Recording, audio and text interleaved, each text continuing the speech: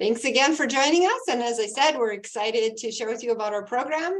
If you haven't yet figured it out, I am Colleen Kaiser. I'm director of the program, and I'm very excited to talk with you today.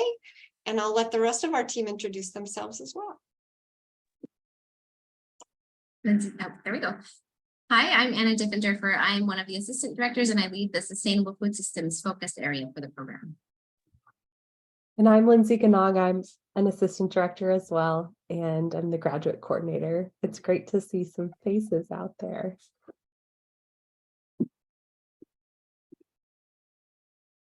And today we're going to share with you about our Master's DI program. At the conclusion of our program, if you are a member of the next cohort, you would have a Master's in Dietetic Systems Leadership. And then in our DI year, definitely a concentration in sustainable food systems or a focus. What MDI aims to foster in the development of new professionals is kind of where I'd like to start. And we really look at you as emerging professionals in this program. This is a professional master's DI.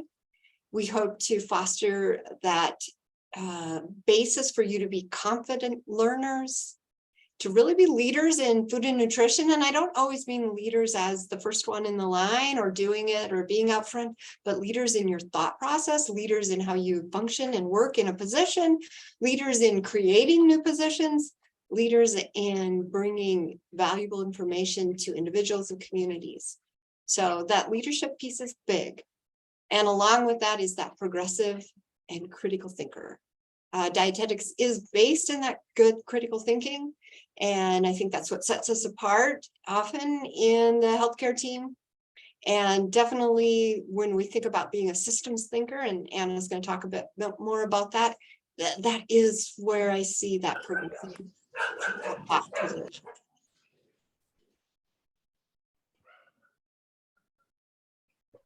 Excellent. So I'm going to take a few minutes to bring us through what is the MSDI program overview. So as Colleen mentioned, students complete with a Master of Science in Dietetic Systems Leadership and over 1,000 hours of supervised practice for that dietetic internship piece. So it's a 2-year program beginning May 15th already. So for us at Montana State, some students graduate on Friday and they start their grad courses on Monday. So it is a quick start. And year 1 is online coursework. It's 4 semesters, summer, fall, spring, and summer, that bring you through July of that first year. And then interns come to Montana in year 2 and complete 2 semesters of supervised practice, August of the second year through May with a May graduation. So it's 2 full calendar years. This year we'll select 24 to 26 students, and the internship focus is sustainable food systems. Supervised practice covers 34 weeks, also a little over 1,000 hours, and also 2 semesters. So a few different ways to think about it. And when interns come to Montana or Wyoming for that supervised practice time, they're assigned to one of 7 geographic locations in Montana or shared in Wyoming. And Colleen's going to bring us through exactly where those are as well. So it's a quick start. There's 4 semesters of online coursework, and our thinking behind this was that it allows students to stay in a home community or where they might already have a job that they've done during undergrad, and it allows some stability and flexibility to continue to work and try to live cheap in that first year before traveling to Montana. So the coursework is mainly asynchronous, meaning that you take courses that are not in a synchronous class time, but I'll go through that on the next slide and really bring you through what to expect for those first 4 semesters. And then supervised practice is the second year. August 2024, travel to Bozeman for orientation and professional development, and that's a 5 to 11 week period in Bozeman before moving to the main rotation site. That's one of those 7 geographic areas. So again, we'll show you some maps. So the curriculum, you can see that the First course, there's HDFS 465, and this is a summer session 1 course. It's a 6-week block, and the second session is another 6-week block. So the first 2 summer courses go by really quickly, and then jumping into fall is that normal semester schedule then, and 3 courses in the fall, 3 in the spring, and 1 more in the summer, and then a few weeks off before coming to Montana. So I want to point out that the bolded days and times are examples of profs that chose to hold a synchronous class time. So in the first fall, critical thinking research and evidence-informed practice had class every Tuesday evening on Zoom. And research methods just had 3 times during the semester that they met. Otherwise, if there are no bolded date and times underneath, then that class has been held primarily asynchronously. And what does that look like? It's group projects, having weekly deadlines for assignments, exams, case studies. But we have heard from past students that they have really felt a good sense of connection with their cohort through the group work and how they're asked to complete that asynchronous work. So it is a cohort-based model, meaning that the 24 or 26 selected in spring selection will all start together and move through the courses in order together. It's a total of 39 credits. So between the 4 semesters of online grad work and the 2 semesters of the dietetic internship, that's 39 credits in total. And at the completion of all 39 credits, that's when the master's degree would be awarded. The structure includes collaborative group projects, discussion boards, and some synchronous classes, as I mentioned. The program of study, meaning the coursework and the supervised practice, so the first year of grad work and the second year of dietetic internship together make what we call a professional master's. So that supervised practice takes the place of a thesis or a project or research that you might find in other master's program models, right? So it's just those 2 things that make up the degree. I want to point out too, there are quite a few interdisciplinary courses. The ones bolded, health informatics is with nursing and other health professional students. Family law and public policy are with HDFS students, and state of the environment is with sustainable food systems students. So you're not just with that dietetics cohort exclusively through the coursework. You can also see that the courses really center around all those diverse areas where dietitians can practice. So we wanted to prepare future dietitians to be leaders in all these areas of practice and understand the relationship between nutrition and complex systems. So we have research, clinical, policy, and food systems management all covered in the graduate coursework. It's rigorous, and I didn't say it out loud, but it was on the slide. We have heard from students that it's 20 to 30 hours a week of coursework. So although we definitely encourage and want folks to be able to work in that first year, many folks have found that they can only work about 30 hours a week to really prioritize the rigor of the graduate level coursework as well, which takes about 20 to 30 hours a week. So those are some things to think about.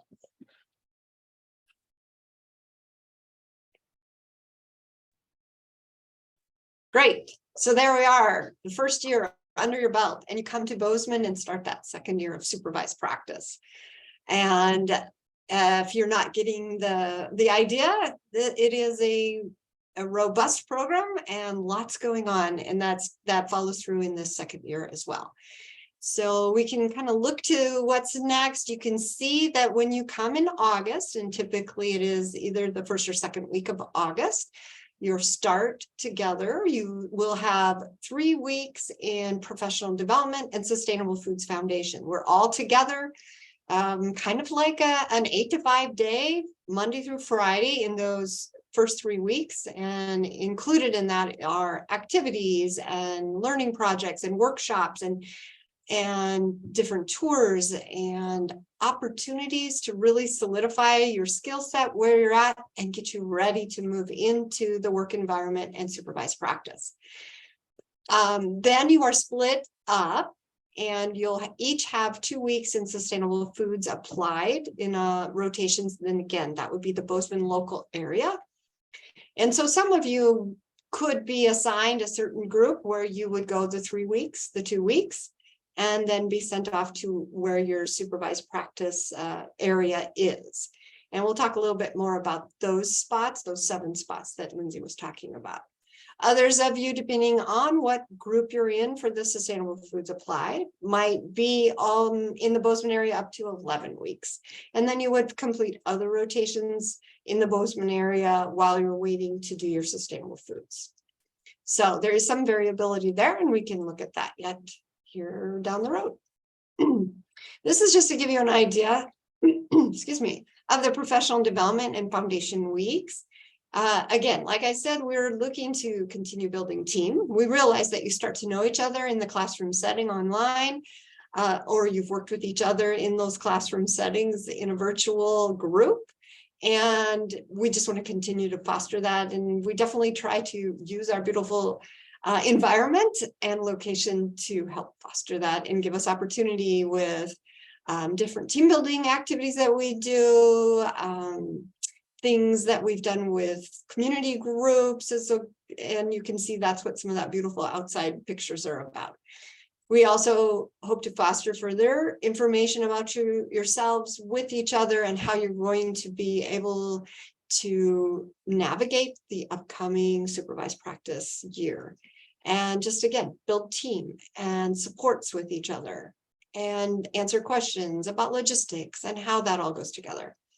We also incorporate into these weeks preparation for you moving into your various areas of supervised practice. So one of those pictures here, you can see they're doing blood pressure checks. So this is part of a clinical workshop, 2-day workshop, where you have actors, patient actors, or sometimes different members of the MDI team are your patients and working as actors on our second gig. And we have feedbacks and the ability to learn some new skills or build on skills you've already started to learn. So again, you're really ready to enter into supervised practice, and in that sense, clinical supervised practice.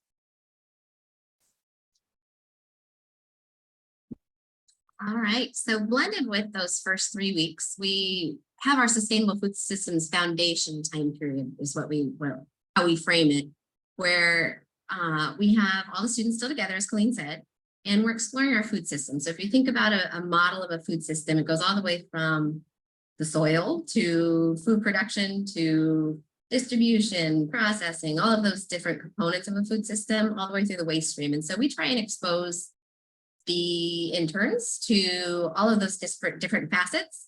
We're really lucky in our area in Montana to have a really vibrant food system, and we've got really good partnerships with the community who are involved in those different pieces. So we take a lot of tours. A couple of these pictures here, we spent a day over in the Livingston Paradise Valley and talked with a chef at one of the sort of premier resorts over there about how sustainable food systems fits into the hospitality industry and how nutrition factors into that, and sort of that, it's sort of a different way to look at food consumption.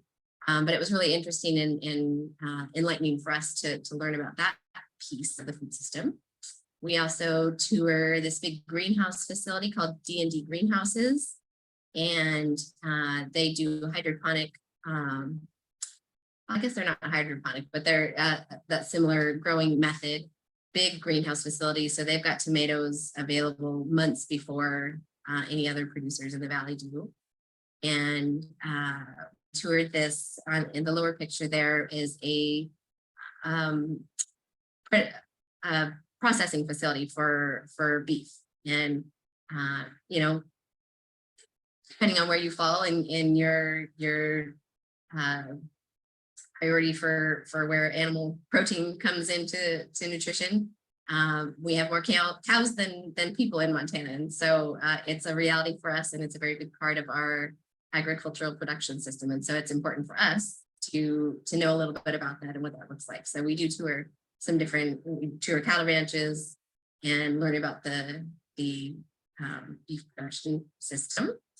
And we tour a recycling facility, a compost facility, and a permaculture production farm, demonstration farm. So we really try and cover that full spectrum. With the premise of people come to our program really on a wide spectrum of knowledge, skills, interest, experience in sustainable food systems and how that relates to food nutrition. And so we learn from each other and sort of develop that strong foundation together that then you can take out into your different education team and in your career ultimately when you move on to that portion. And then as Colleen mentioned, we break down the bigger group then after those first 3 weeks into the smaller cohorts. And we call that our applied sustainable food systems focus time. And Lynn's going to change the slide.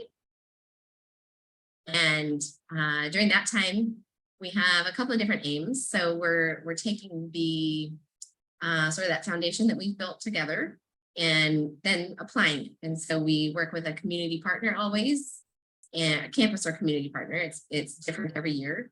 And we do some sort of a project that's mutually beneficial. So you're developing skills and producing something that's really tangible and usable for that community partner that we're working with. We work at our campus farm, which is a 3-acre certified organic diversified vegetable production farm. And we get our hands dirty. We get out in the field. We spend about 12 hours a week out there and working in the field, working in the barn where we're washing, packing, preparing produce for the market. So they have a CSA program and a campus farm stand. And so each of the interns work both of those different markets. So you get exposure to that retail piece too, that farm to consumer piece. And we do our culinary medicine program during this time. And we have a lunch and learn series that we do as well. And I'll talk about those here. So the culinary medicine program we started, we just finished our 6th year. And we work with our medical and nursing students primarily, but we have opened the program to other health profession programs as well. So we've seen pre-med students, we've seen, in the past, we've had counseling students. So we're trying to really expand that health profession base where we are developing relationships with other emerging healthcare providers and positioning ourselves as the food nutrition experts on the healthcare team. And so that is one of the, these are the 4 tenets that we developed early on, and the program has evolved and changed sort of every year, but these 4 tenets have stuck with it. And it's that it's innovative and experiential. So we get in the kitchen and we cook together. We have a really good time. We have a really good meal. We have a chef dietitian that works with us in this program. We provide some nutrition education for the medical and nursing and other students that we have, where historically nutrition has not been part of their program in a really direct way. And we know, obviously, the evidence shows that nutrition is very important for disease prevention and treatment and things. So we're giving them a little bit of nutrition education related to a couple of different topics. And we develop culinary skills for them, both personal and professional. So if they feel confident in the kitchen themselves with their knife skills and knowing how to saute and bake things, for example, then they may be more willing to talk to their clients or their patients about cooking and what that looks like. So and then this focus on the interprofessional education is really important to us as well. And so that's where we're positioning ourselves again as that food nutrition expert, but we're also learning from within about each other is the foundation of interprofessional education. So that's that program that we do during those 2 weeks. And then we also have this lunch and learn series, as I said. And so that's where I ask the interns to find a topic, because sustainable food systems is incredibly broad. We could not possibly cover all different topics that are related to that in a 2-week or a 5-week time frame if we're talking about the initial times that we're together. So I ask the interns to select a topic that is something that they're passionate about, something that really lights them up, something that really gets them fired up, something that they want to know more about, something that they're already an expert on and want to share with others. You know, we've seen a whole gamut of different topics, and it's a really good time for you to kind of dive deep into that topic and then teach the rest of us. So it's a lunch and learn series where you're becoming sort of the expert on that topic and you're teaching the rest of us. And the rest of the interns who are not presenting that day take fresh produce and different ingredients from Town's Harvest and our local food area, whatever's available, sort of seasonal idea, and make lunch for the rest of us. So yeah, it's a great time. We eat lots of good food during this time and learn about how these different topics relate to food nutrition and why sustainable food systems is important for us to be considering as dietitians and nutrition professionals. I just have to second the delicious food. Absolutely delicious. We're very lucky. We eat a lot.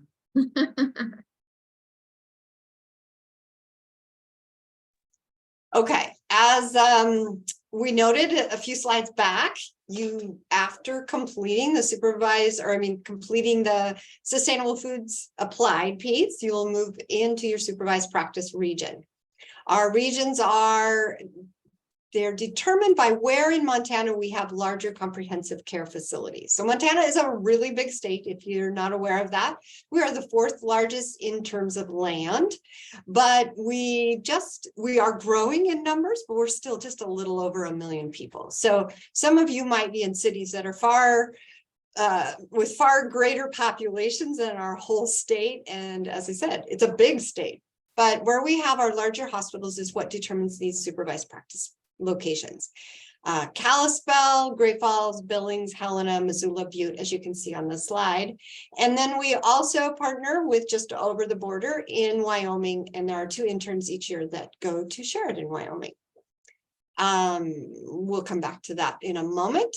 What's interesting to note about all of this is, again, distances. So sometimes folks ask, well, could we stay in Bozeman the whole year and then just, travel to that site? And this is just to give you a little bit of idea of that mileage. So Billings, for example, from Bozeman is 144 miles. So no, you're not going to want to travel that every day back and forth. Kalispell, 308, that's 5 hours of driving in the Montana with good weather. And sometimes Montana is beautiful. It is beautiful. I'll let Lindsay do the picture change because I love it. We also have winter. And like when I look outside right now, I have a lot of winter going on out here. I think yesterday we had an additional 8 inches when I woke up in the morning and cleaning out the driveway to get my car out. So we do have travel a little bit in our program, as you can see, but we try to keep you centered where you're going to be so that you're able to function well. But there's a lot of fun with the winter here too. And I can't emphasize that enough because I love to ski and all the other activities that happen. So just to kind of give you a heads up, a little bit of travel, because we also hope to give you the opportunity to be in a smaller hospital for 2 weeks. Every intern spends 2 weeks in a critical access hospital, they're called, and they are 23, 25 bed hospital units. Great gig for the dietitian. They are it. They do everything. They're the clinical manager, food service manager, community expert. And often there's a long-term care facility associated with that small hospital. So really seeing rural Montana is part of the bonuses of that travel, and see what rural healthcare is then. And our whole state essentially is that. Rotation wise, you have clinical nutrition, 13 to 15 weeks. You have rural hospitals I just was noting for 2 weeks. Community nutrition rotation such as WIC or other community education programs or farm to school programs, food banks, that 6 to 7 weeks. Food service management, everyone spends 2 weeks in a K through 12 school system. And some of you will spend time also in university systems, and everyone will spend 2 or 3 weeks in a larger hospital system. And then at the end or towards the end of that final year of your master's DI program, 2 weeks in a self-selected rotation. Opportunity to still wear that intern hat, so to speak, and put yourself in experiences of either areas where you're interested in and you want just a little bit more, places you might want to be employed at, and you want to give them a look at you and your abilities. And then you too should be looking at, how do I fit with a team? These are all the different possibilities with self-select. We have some folks that are definitely come back to us each year. And I mean preceptors types who say, we would like interns this year, and they'll put up an advertisement for wanting a 2-week self-select with them.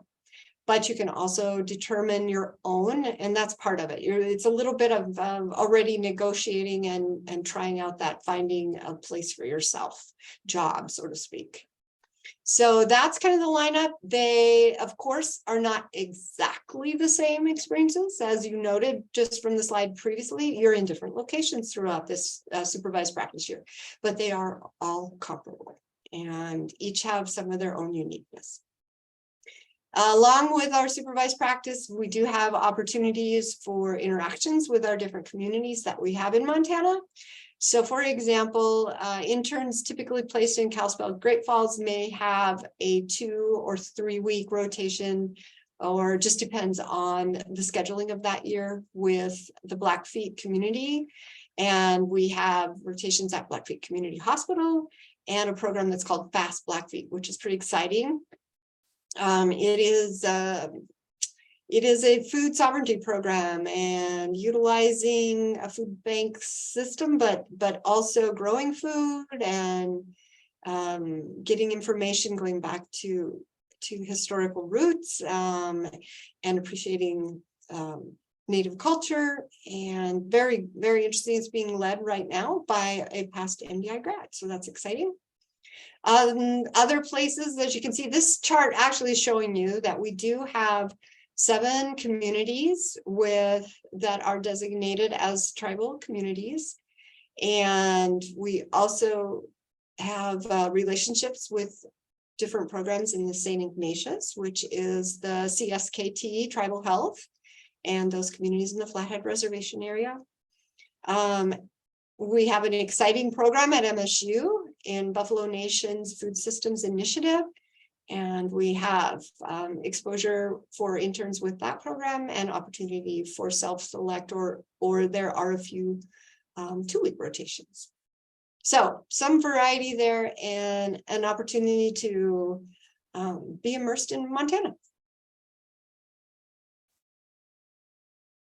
Just more pictures of fun, right? We're, like I said, like to use our outdoor environment. And that middle picture is team building activities up at the Flathead Reservoir, and others are the town's harvest farm, and great harvesting going on there, and in the kitchen workshop that Diana mentioned about food preservation. So we have fun. Excellent. So let's dig into the application logistics. So take a look at the right-hand side of the slide here for the national selection category. This is for the spring DICUS match. Applications, as I'm sure you all know, are due February 15th. And so there's a fee for the DICUS application, a fee for the D&D match, and make sure you're registered for the match. And then we also ask for a $55 application fee sent to Montana State. Interns or selected matched applicants will be notified April 2nd, and then we ask for a $1,000 deposit by April 10th to secure a spot in the program. So within the application, we're seeking students who have a bachelor's degree, who also completed the DPD coursework and have a verification statement of completion of the DPD. We're looking for that application fee that is postmarked by February 15th, and GREs are not required. Our graduate school doesn't require them. Our program, it's not particularly helpful thing for us to take a look at. But if you did score over 40 in some of the categories and really want to send them in, that's the school code that you can send them to. But again, not required, not encouraged. And in your DICUS application, we ask for 3 professional references. So from faculty, professors, or employers, supervisors, folks you've worked with. I'll note here the yellow box at the bottom. You do not need to apply to the MSU graduate school at all until after match. It would just kind of be a waste of time. So once you match with our program, I help folks get through the grad school application, and that reduces fees and time spent, and just makes things run smoothly. So Colleen, I'll let you take this one. Personal statement. Oh, sure. So that personal statement, I always say this is probably the most important piece of writing you have done in a long time. So give it your best. Yeah, use your resources at your campus there, use your writing centers, use friends, family, faculty, everyone to read it. What we're looking for is to know you better. And you do have these different questions that you want to address, and we're looking at you being able to address them in 1,000 words, which is a little bit of a mark of your writing excellence to be able to do that in 1,000 words. We want to know who you are. We want to know some of your ambitions, why you're interested and feel that MDI is the right choice for you and you're a good match for that. And because that helps us understand and identify if indeed we are a good match for you, you are a good match for us. We're looking for both of those sides of the equation to be strong, because that's when we get the best outcomes. So I know that sometimes you're prompted by your different, preparations for this whole process of applying to internships, to have certain styles and that when you're writing, but please be as open as you can with us who you are, because that's what we're looking. It is an important piece of our process. We use a committee to select interns. So we have the MDI team, the three of us here, we read all of the applications, but we also then have different preceptors, faculty. We have a set group of a committee, and they read applications. So your application is read by at least 2 to 3 people, and those in the committee score it. And the scoring is important in that different weights, and I guess that's why I was highlighting the personal statement. There's 40% of the score in that. So again, we're trying to understand who you are best to see if we have a good match. Lindsay, did you have more that you'd like to kind of expand on about that review process? Sure, just that interviews for national applicants will be February 27th to March 8th this year. So we do like to do quite a few interviews, so kind of stay posted on that, and they're all over Zoom. Yeah, you can just see the kind of the 4 things down here that applications are based on. So be thinking about that. All right, so we get questions about our admissions, and so what we have here are the number of applicants from 2015 to last year's match, 2021. And you can see that we've selected 18 back in 2015 and between 24 to 26 in the years following, right? That's how many slots we have. The total applicants were between 46 up to almost 90. And you can see the unmatched applicants in the first column, anywhere from 20 to 70. And the bar graph's showing the same, in that the blue are the number that matched with us and yellow are the number that didn't.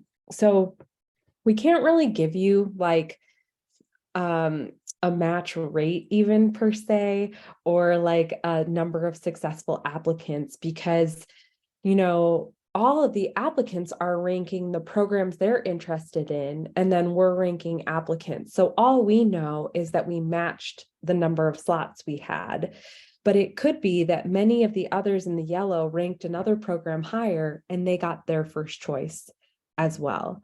So think about it in terms of match, and not that, only 18 out of 90 people got in, because that wouldn't be quite accurate.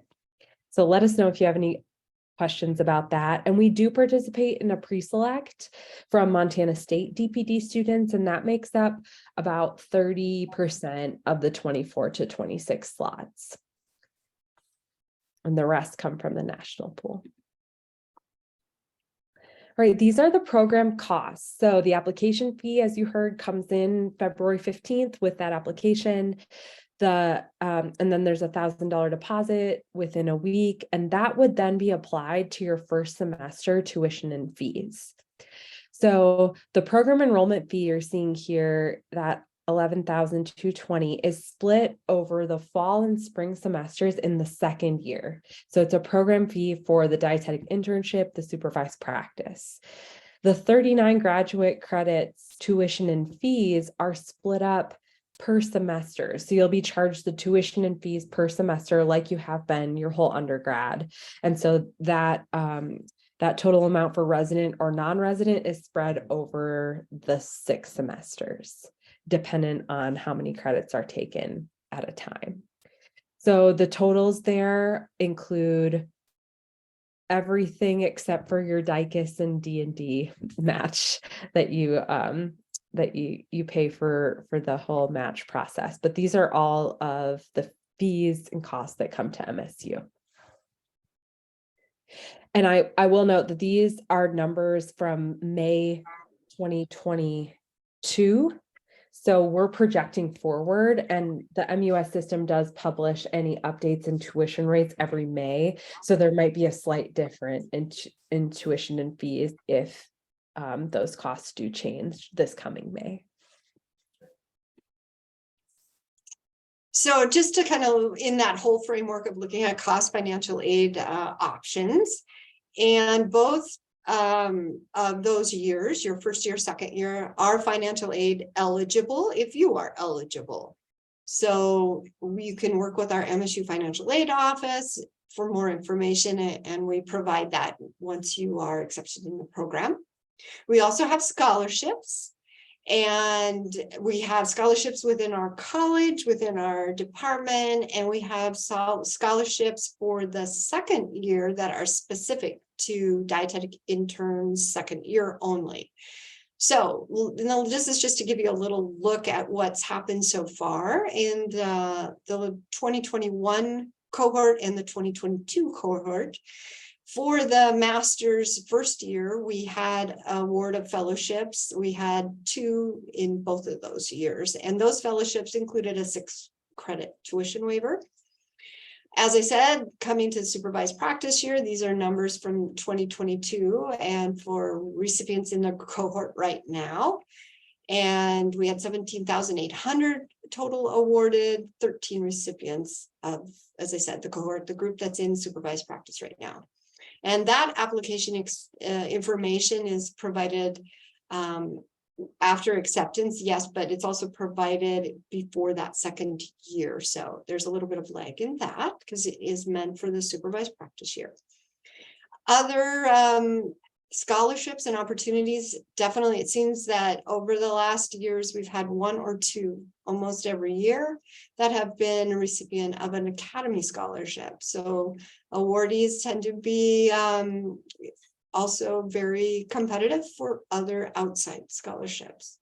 So that's kind of a glimpse at the scholarship opportunity. So again, there have been in the past some fellowships for the first year. You're also, once you're accepted, eligible to put your information into what we call CATS Scholars and other opportunities within our department and our college you are open to apply to.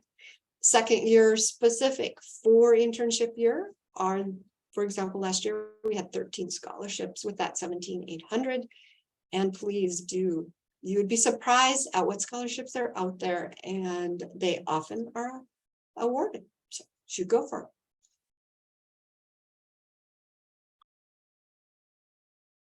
it. And are there any questions that we might be able to answer for you at this point? We're happy to try. And we always need someone to start the questions. I have a question. Yes, please. It's in terms of like the sustainable food symptoms. Could you expand a little bit more on what some of your previous campus and community partners have been?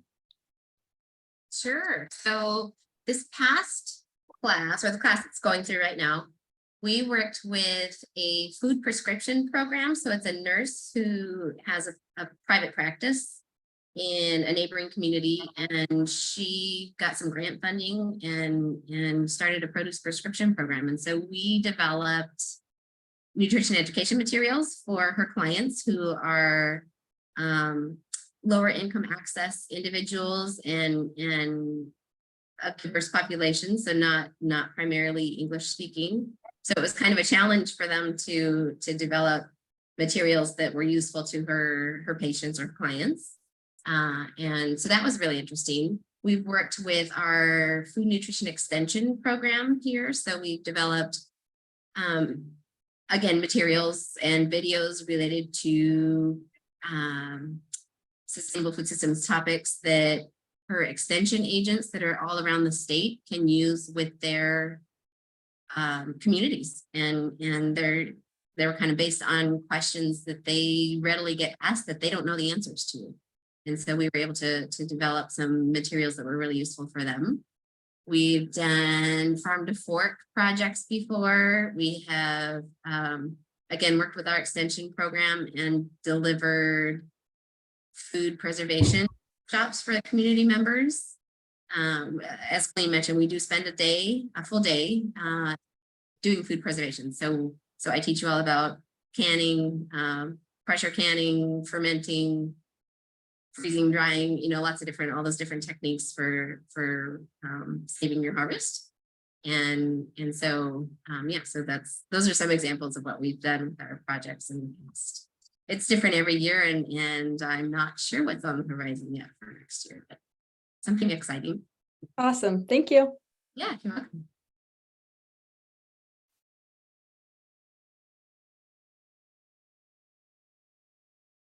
Anyone else?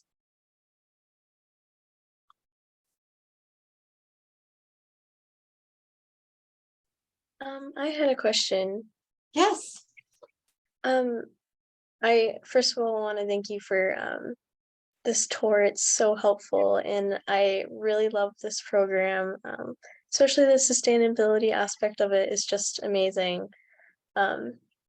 So my question is about the supervised practice regions. I was just wondering on how the location influences certain programs. Are they like different, or are they pretty much similar depending on location? So as I said, they're comparable. I did neglect to mention that in your personal statement, you can identify if you have a first choice and a second choice. We do our best to see if we can accommodate those kinds of first choice or second choice. If you have no choice, that's also very helpful. Because as far as if there is truly a difference, you're going to feel the community what it is. So I can't really identify differences. I can just say that they're comparable. And so, for example, maybe a little bit more on the west side of the state, the Missoula, the Flathead Valley, as far as climate, they have a sooner growing season, for example. So we do have opportunities there, but we have locally too in the Bozeman area. We have a farm to school. In Helena, we have a great farm to school activity that's going along in conjunction with the hospital there. So each community, we do seek out opportunities. In Butte, for example, we have NCAP, which is a national institute of, help me out here, what is the NCAT? Center for Appropriate Technology, but they do a lot of farming and renewable energy.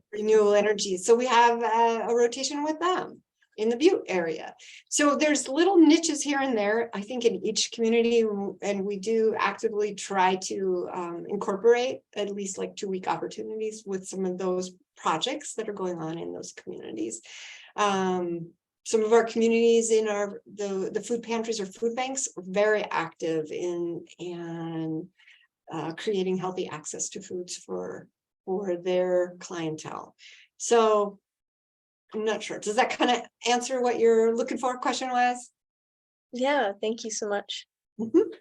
Another thing is, as far as like location, if you did know someone or have people that you know in a location, let us know that if you say, my first choice is Billings because I have an aunt there, or that it is taken into consideration because the housing is real, and trying to find housing, afford housing, whatever we can have a situation that's helpful. I do my best to accommodate that. Thanks for the question.